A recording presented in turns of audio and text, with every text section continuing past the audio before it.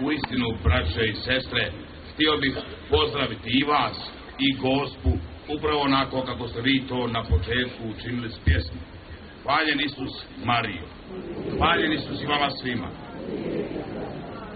Ja dođoh danas ovdje, ali ne toliko iskreno zbog vas, nego više zbog onih mojih tamo u Vancouveru, koji mi toliko već dana, godina pričaju o Gospinu vrilu ovdje u Lašvanskoj dolini.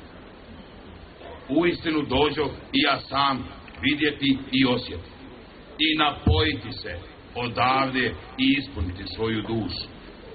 Ja danas dođoh više nekako gledati i osjetiti i budite sigurni da ću zapravo svaku vašu crtu lica, sve ovo što doživljavam danas, prenijeti njima u Vancouver.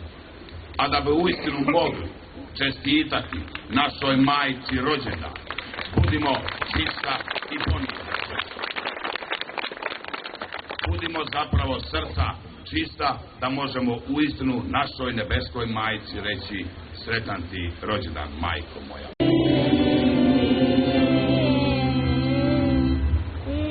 Uistinu, sveti Gospodine, izvore svake sveti, tebe zato molimo, rosom duha svoga posveti ove darove, da nam postanu tijelo i krv Gospodina našega Isusa.